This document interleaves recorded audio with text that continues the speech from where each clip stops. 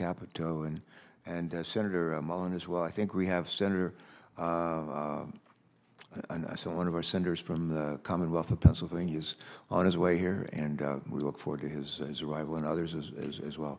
When we come back, Dr. Ndula, I'm going to ask the same question that Dr. Flannery has answered out. I'm going to turn to you and ask that question. But for now, Senator Capito. Thank you, Mr. Chairman. Dr. Flannery, I mentioned in my opening statement how important I think to not have a one-size-fits-all regulatory environment coming down from federal highways. You mentioned in your opening statement that a variety of states, that you're one of which is my home state, that you've seen action on. How important is it to retain that, to reject that one-size-fits-all and give the flexibility that each state needs? I mean, obviously, West Virginia's needs are not the same as Arizona as he tells the story. So how important is that?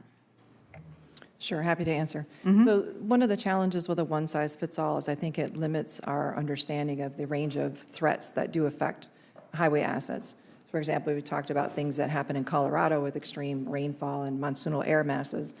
Those aren't quite the same threats that would affect like the state of Florida, for example, where we worry a lot about hurricanes and sea level rise. So understanding the range of threats that affect assets is really important, and they vary greatly across the country. But also understanding the maturity of data systems within agencies. So some agencies are a little bit further ahead of the curve, some are a little bit behind. And so having sort of a very rigid program might be challenging for those who aren't quite ready to jump into the boat with fully to embrace the program. So I think flexibility is very important. As you're seeing now as the PROTECT program's rolling out, are you finding that the flexibility is in that program? Yes, I think so. Good. Let me ask this question. How can, as you see, you just mentioned this, that state DOTs are tackling this in different ways and at different rates of speed. How could they focus on to get their efforts to move forward more quickly, and how can the Federal Highways Administration help them with that? So the one thing that we do benefit from as an industry is Federal Highway and the Transportation Research Board and AASHTO have been aware of this challenge that we have to our system and have been developing guidance and research over the past several years on the topic.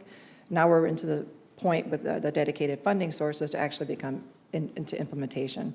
So we're seeing the hiring of new staff, we're seeing the expanded duties of staff to begin to address resilience. And I think that is helping tremendously for states to begin to accelerate implementation. And so they're looking for opportunities, in particular in West Virginia, for example, we're looking at opportunities throughout the life cycle of projects and throughout the agency to actually engage staff with these resilience concepts. So whether it be maintenance and operations all the way through to design, there's an opportunity to engage and to include resilience in those decision making. Yeah, thank you.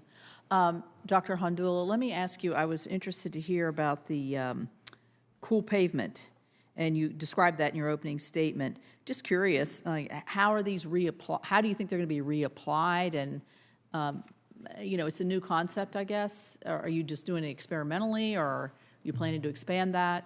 Yeah, thanks, Senator Capito.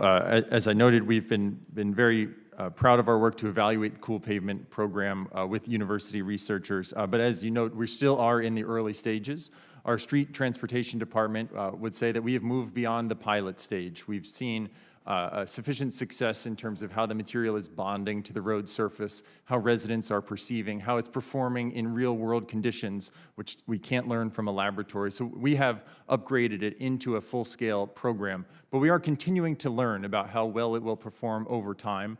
One concern, for example, is that the reflectivity will degrade as cars drive on the surface, as it weathers. We need to learn more. You mean it wears down? It will become less reflective as it becomes dirty. Just if we, same if we put a piece of paper on the road, it would become dirty as well. So we need to understand how the long-term performance evolves to know what the right scale of investment is, at what pace, and see if we are achieving those cost savings that are possible with the reduced thermal wear and tear of the asphalt. Well, keep us up on that. That's very interesting. Mr. Parsons, you did a good job describing the challenges of the heat on our workers, and I think that we want to make sure we have as many laborers working as possible, and one of the ways to do that in safe and healthy conditions. One of the ways we can do that, I think, is to get permitting reform, which I mentioned in my opening statement. I know that you all, as an organization, have been supportive of permitting reform. I didn't know if you wanted to make a statement on that in terms of how it impacts the number of workers and how many workers are actually engaged. Since we have these permit delays, is this an area of concern for you? Yes, thank you for the question, Senator Capito. Absolutely. Permitting, while important, should never get in the way of progress. And we are all about workers going to work safely and also workers going to work as soon as they can, shovels in the ground, rub them on the road. So we never want to see permitting get in the way of progress or active work. And as a matter of fact, I've actually seen permitting get in the way of some safety interventions on roadways. I'll give you a prime example. Everybody knows what a Jersey barrier is, a concrete barrier on a road that protect workers from the traveling public. That'll be spec'd in, it'll be paid for, even in a low bid environment in federal highway system. And then permitting will come through and take it out. And there's workers out there exposed to hazards because of that permitting. So Wow. absolutely, anything we can do to streamline permitting, although sometimes important, especially for safety. As long as it's safe out there and we can streamline it and not hold things up, absolutely, I agree with you. Thank you. Mm-hmm.